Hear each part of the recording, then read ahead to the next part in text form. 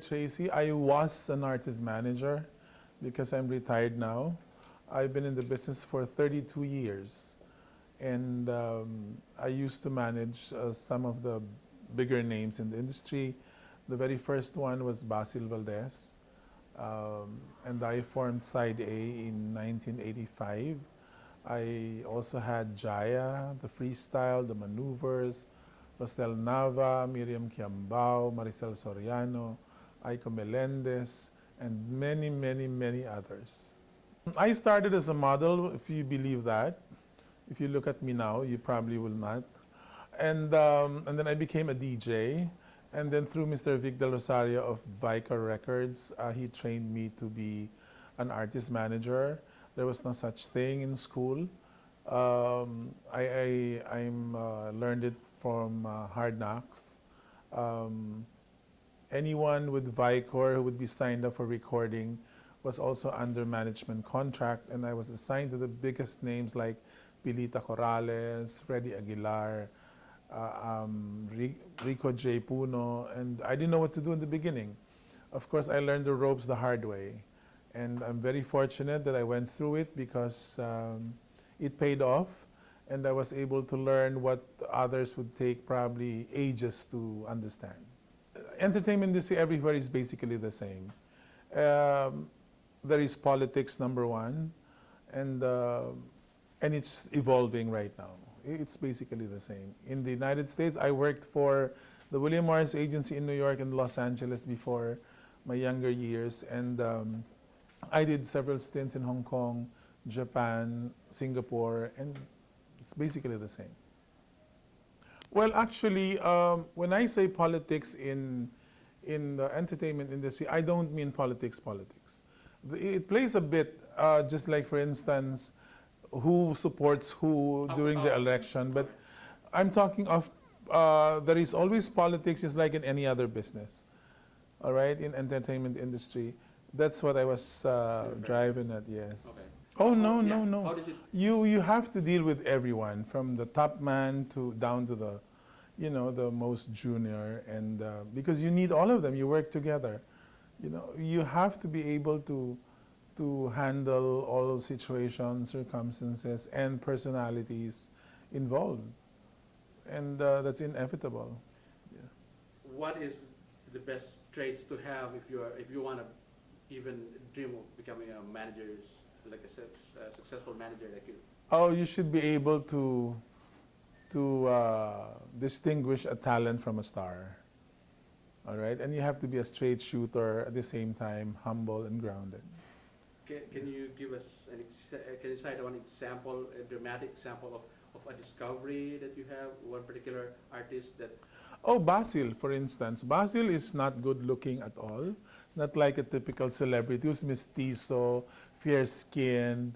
No, but you see, but because of his voice and his talent, I played around that.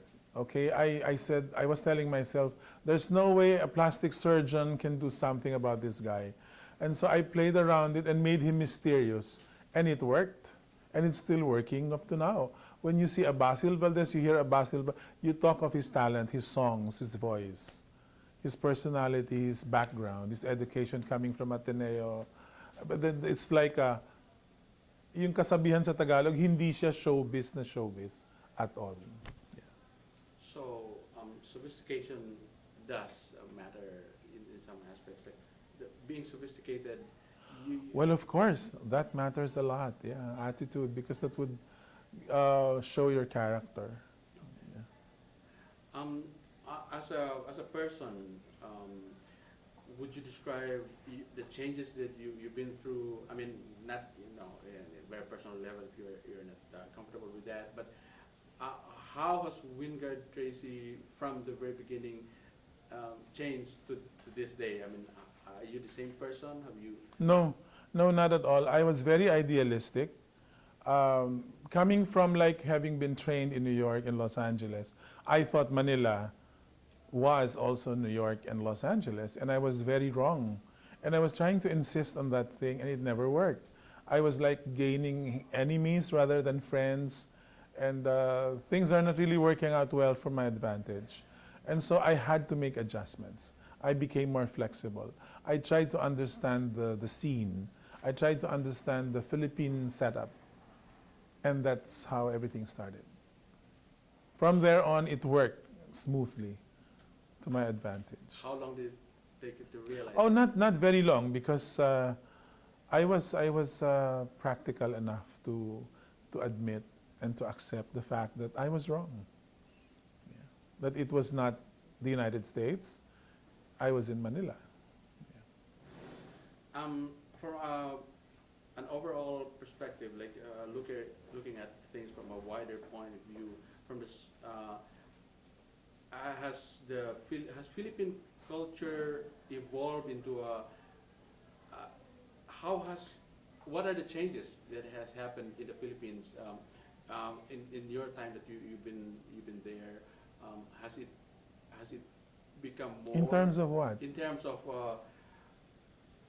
the assimilation of this thing about cultures? There's a lot of like fusion things. Oh, you mean Yeah. influences? Influences. Oh, yes, we are very much influenced from day one up to now. In fact, there was only a time when it was during the 80s that the Philippine music industry in particular had its own identity. It's being considered up to now the golden age, the golden years of Philippine music, the original Filipino music, yung OPM na sinasabi. But the influence from day one up to now, the Western influence is really great. I mean, I don't know, but And is that a good or a bad thing? it's actually a bad thing. Uh, It's a bad thing. Elaborate. Because we are just copying other people. See? Kawawa naman, we have original ideas, our own identity, our own music.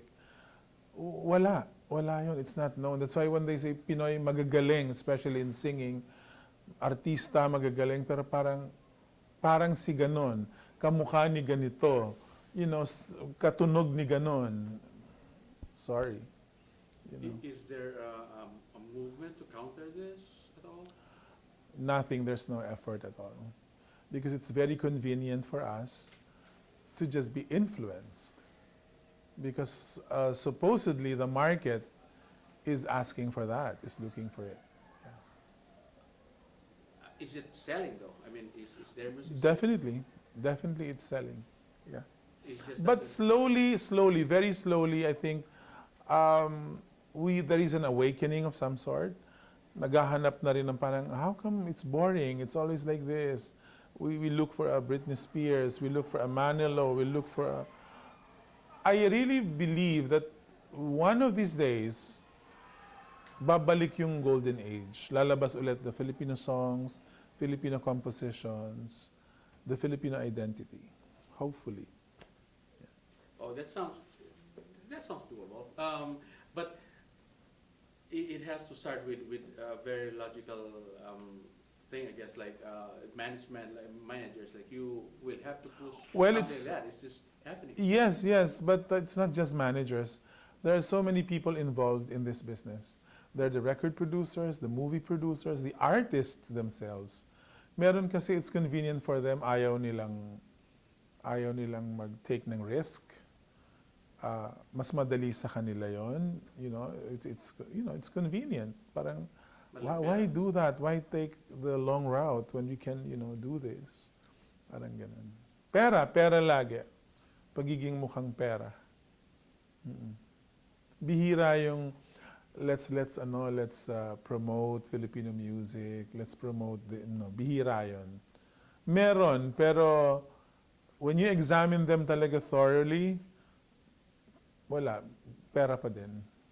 So would you credit the Marcos regime for the golden age Yes, in a way? yes, we miss them a lot.